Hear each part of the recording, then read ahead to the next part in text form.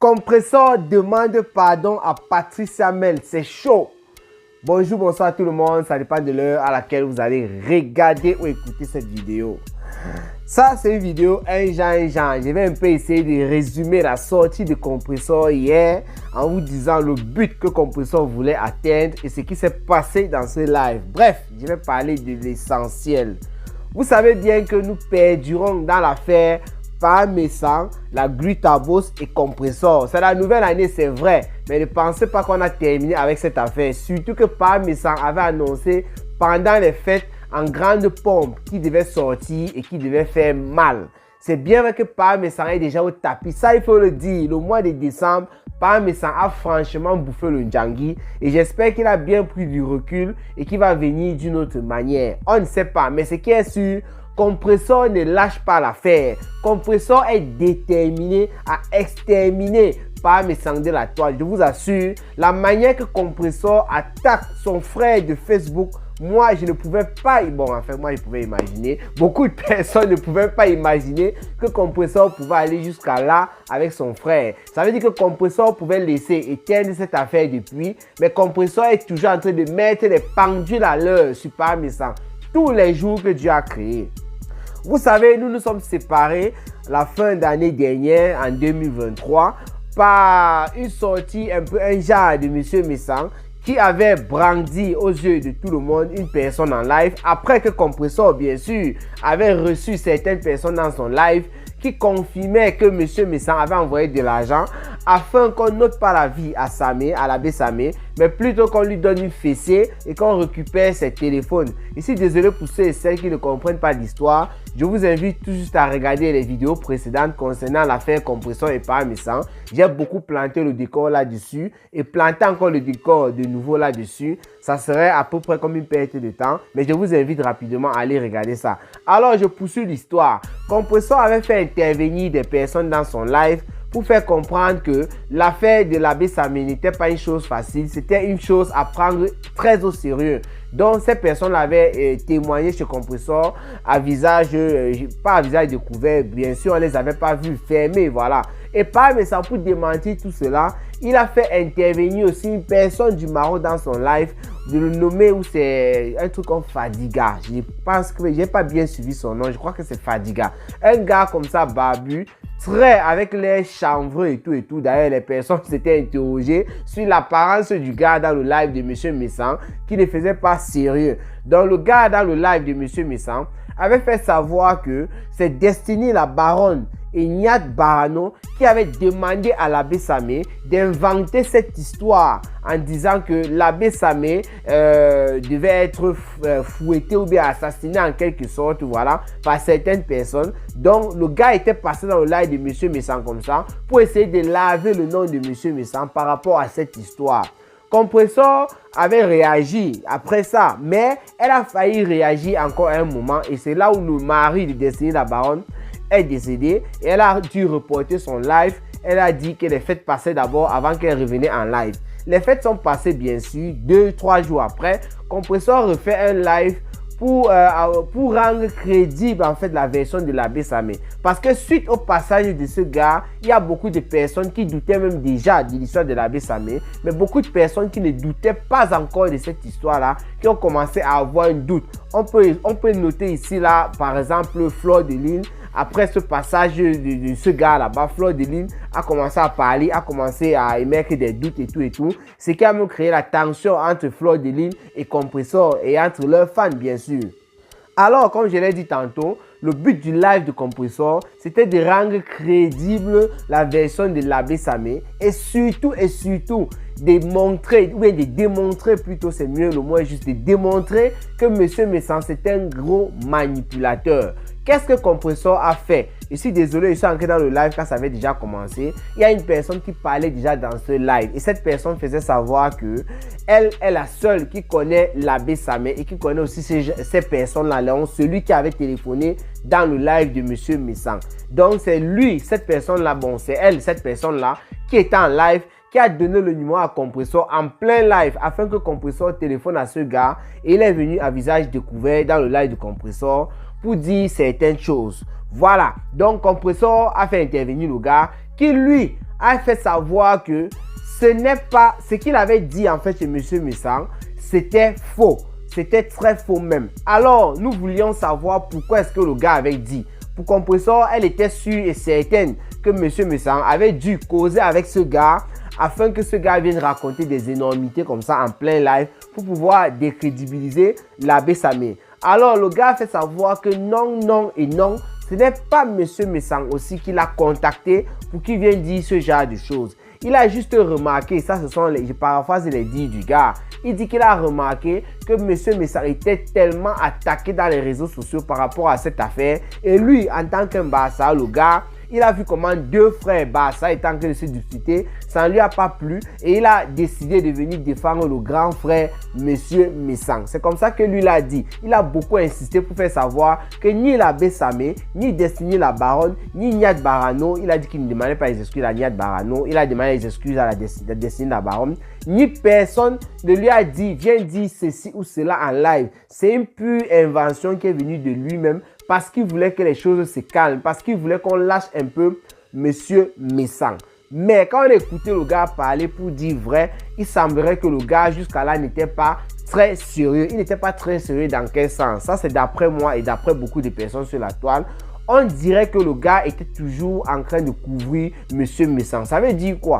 Peut-être, là maintenant je vais mettre peut-être M. Messang lui avait demandé de venir démentir ça. Peut-être, on ne sait pas. Et maintenant, le gars ne peut pas quand même dire, même si c'est faux à la base, que M. Messang lui avait demandé de venir dire ça. Le gars, peut-être qu'il a jugé que ça ne servait à rien de dire que M. Messang m'a demandé de venir dire ça. Ça devait faire en sorte qu'on insulte encore plus M. Messang. Il a donc décidé de couvrir M. Messang et de porter tout ça sur lui. Ça, c'est peut-être parce que moi, je n'ai pas les preuves de ce que je dis. C'est ce que je pense aussi, vu la manière que le gars s'exprimait. Et d'ailleurs, d'après les analyses de Compressor et d'autres personnes qui sont passées là, qui ont dit la même chose à peu près que moi.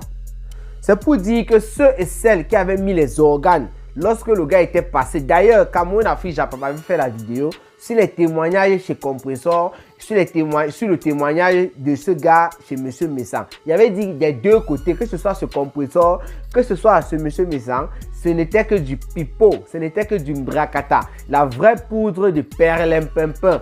Voilà, donc le but de Compressor a été atteint, de faire savoir que ce que le gars avait dit là-bas, ce n'était que du pur bracata. Ceux et celles qui ne croyaient pas à l'histoire de l'abbé Samé, vous pouvez ne pas croire à l'histoire de l'abbé Samé, mais Compressor a fait ça pour vous faire comprendre que ne croyez pas non plus aussi à cette histoire parce que voilà, la même personne qui vient dans mon live aussi à son tour, à visage découvert, pour vous faire savoir que ce qu'elle avait dit de l'autre côté n'était que du fake.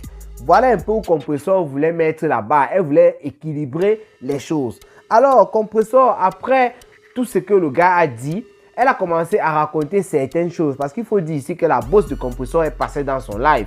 Elle a commencé aussi à dire certaines choses. Donc, c'est-à-dire à se rappeler du bon vieux temps. Comment est-ce qu'elle faisait certaines choses sur la toile par rapport à M. Messang. Ça veut dire que M. Messang, qui l'envoyait clasher des personnes et tout, elle n'a pas, bien sûr, elle n'a pas respecté tout ce que M. Messang a dit. Mais Compressor a surtout interrogé le fait que, à cause de ce qu'elle était en train de faire pour M. Messang, qui aujourd'hui veut la détruire rien que pour un contrat qu'elle a signé avec une personne, elle se rappelle comment elle achetait les problèmes de M. Messang sur la toile pour rien. Parce que c'est vrai, hein, il suffisait que quelqu'un essaie un peu de gratter le pied de M. Messang dans son live pour que Compressor sorte et te framponne. Du coup, il a subi, beaucoup de personnes ont subi par rapport à ça. Donc lorsque Compressor était en train d'expliquer ça, avec une telle rage, elle était fâchée, elle était énervée, elle était en train d'exprimer un sentiment en disant que mais qu'est-ce que j'ai pu faire? Quel est ce temps que j'ai perdu en défendant une personne qui aujourd'hui veut me mettre à terre? Elle a donc parlé de Patrice Hamel. Elle a posé la question de savoir, elle s'est interrogée elle-même en plein live, que mais j'avais quel problème avec Patrice Hamel? Donc Compressor se rend compte qu'elle n'a jamais eu de problème personnel donc avec Patrice Hamel. Les deux ont toujours été sur la toile. Patrice Hamel dans son couloir en train d'insulter Fleur de Lys, de faire d'autres choses. Elle dans son couloir. Mais elle n'a jamais eu une chose qui pouvait faire en sorte que Patrice Hamel et elle aient des problèmes. Elle se rend donc compte que si elle a eu un problème, ou bien si elle a un problème aujourd'hui avec Patrice Hamel, ou bien si elle a eu à clasher avec Patrice Hamel, C'est tout simplement parce que Patricia Mel et Monsieur Messang étaient entrés en clash. Et comme je l'ai dit précédemment, elle n'a pas accepté le fait que Patricia Mel insulte son grand frère. C'est comme ça qu'elle a décidé de rompre l'amitié avec Patricia Mel en commençant à répondre à cette dernière pour défendre son grand frère. Donc quand Compressor a pris juste cet exemple, il fallait voir en live comment elle n'était pas fière de ça, comment elle n'était pas contente de ça. Et subitement, de manière spontanée, ça, je pense que ce n'était pas prévu. Moi, je regardais le live, j'étais en train de diffuser en même temps le live sur YouTube. De manière spontanée, Compressor a demandé pardon à Patricia Mel. Je ne sais pas si Patricia Mel va accepter ce pardon, mais Compressor demande pardon à Patricia Mel en faisant comprendre tout simplement clairement, et Patricia Mel forcément l'a compris, que si j'étais insulté un jour, il y avait aucune motivation à part une motivation négative, celle de défendre mon grand frère. En dehors de ça, il n'y a rien que je vois quand je regarde autour de moi, quand je regarde entre toi et moi, il n'y a rien que toi et moi discutait et je ne vois absolument rien sur lequel on pouvait discuter jusqu'à ce qu'on se mette en clash. Donc, Patricia Mel, je te demande pardon. Et c'est ça Facebook, les organes de Facebook. Beaucoup de personnes ont perdu les intestins, les poumons. Continuez, mettez le cœur et les autres membres de votre corps. Tant pis pour vous.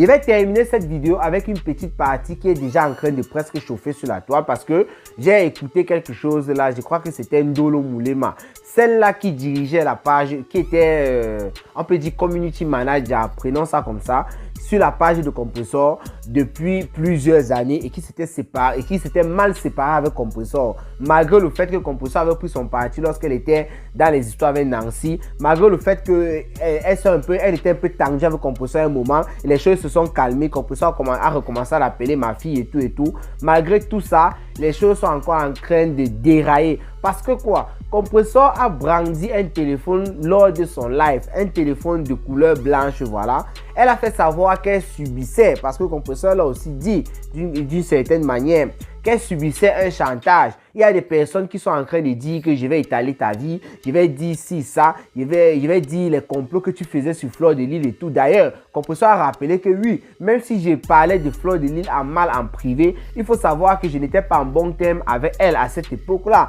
Nous avons fait la paix et nous connaissons tout ça. Donc même si tu sors, ça ne dérange pas. Il y a les affaires, je crois, les machines pour les handicapés. Je ne sais pas si c'est les machines ou les appareils. Bref, pour les dons que Compressor fait souvent au pays pour les handicapés, elle aussi parlait de ça. Il semble qu'elle subit un chantage. La personne a fait savoir que, comme tu vois là, même les affaires que tu n'as pas pu gérer pour les handicapés, alors que tu as pris l'argent sur la toile et tout, je vais mettre ça dehors et tout. Compressor a dit qu'elle était fatiguée de ça et qu'il fallait parler. Et en même temps, lorsqu'elle brandit ce téléphone, Ahmed Kamer, lui, il était au courant de ce téléphone. Moi, par exemple, je ne sais pas de quoi il s'agit. Et il a demandé si c'est le téléphone que telle tête avait donné. Compressor a confirmé.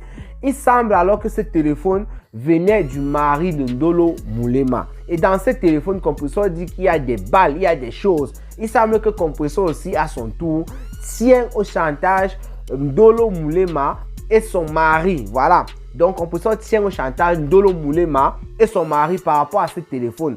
Donc, peut-être que ce n'était pas un téléphone neuf parce que j'ai écouté une version. Le mari de Ndolo Moulema, lui-même aussi, il est venu parler. Hein. L'affaire va un peu loin. Peut-être qu'on va revenir sur ça, sur certaines vidéos, si les hostilités se lancent entre Compressor et ce couple. Parce que le mari de Ndolo Moulema, lui aussi, il a intervenu lorsque Sago était en train de faire le live. Il a fait savoir à Compressor qu'il en a marre de ce chantage et que si Compressor était prête, si elle voulait, il fallait qu'elle lance tout ce qu'elle avait à balancer. Il fallait qu'elle balance tout ce qu'elle fait, qu'elle dit qu'elle a dans le téléphone, qu'elle balance ça. Parce que c'est lui qui avait remis le téléphone à Compressor. C'est lui qui avait ouvert la porte de chez lui à Compressor. Donc, il ne savait pas qu'on pouvait arriver jusqu'à ce niveau. Et vraiment, moi-même aussi, je suis en train de dire que c'est malheureux. Mais c'est Facebook, nous on connaît comment les choses se passent sur Facebook. C'est toujours comme ça. On voit Destiny la baronne qui clash avec Paramessang. On voit Paramessang qui clash avec, je sais pas, avec Compressor. Paramessang qui clash avec la Glutabos. Fleur de Lille qui clash avec tel. Machin, Kilolo qui clash avec tel. Tout ça, avec la veuve joyeuse qui clash ça avec tel. Aline Zombe avec la veuve, ainsi de suite.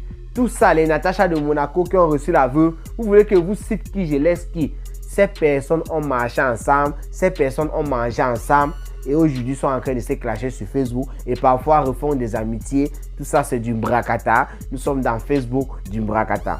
Donc moi je vais arrêter ma vidéo là. C'était juste pour vous informer que Compressor a demandé pardon à Patrice Hamel. Et peut-être que sur l'affaire Ndolo Moulema Compressor, puisque Ndolo Moulema dans son live a fait savoir qu'elle ne devait pas réagir si Compressor n'agissait pas. Parce qu'elle attend, elle veut plutôt réagir, elle ne veut pas agir en premier. Et elle a fait savoir qu'elle devait sortir du noir, comme elle est une belle femme et tout, parce qu'elle n'a pas peur de Compressor. Et elle a même d'ailleurs fait comprendre à Compressor qu'il ne faudrait pas que lorsque le clash va commencer entre les deux, si bien sûr Compressor lance d'abord les hostilités, parce qu'elle a dit qu'elle ne peut pas agir en premier.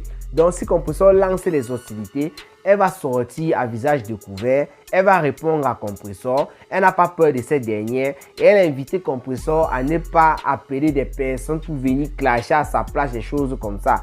Moi, la partie là m'a un peu fait rire parce que lorsqu'on parle à la guerre, on ne peut pas dire à l'adversaire de choisir, on ne peut pas choisir les armes que l'adversaire va utiliser. L'adversaire peut avoir son bazooka. Toi, tu demandes d'utiliser le petit pistolet. Ça ne marche pas. Ce n'est pas comme ça que ça se passe. Quand tu vas à la guerre, reste tranquille. Tu attends ce qui vient. Tu vas riposter. Tu vas charger en fonction de tes moyens. Donc, Ndolo Moulema qui dit à Compressor de ne pas prendre les alliés ou quoi que ce soit. Moi, je trouve que cette partie-là, tu n'avais pas besoin de dire ça. Nous sommes là pour le Japon. Par exemple, si Ndolo Moulema entre en cache avec Compressor, je suis déjà sûr et certain que Nicole Kecha va commencer à insulter Ndolo Moulema parce que Nicole Kecha s'attaque à tous ceux et celles qui s'attaquent à Compressor. Que Compressor ait tort ou raison, c'est comme ça que Nicole Kecha par exemple se comporte.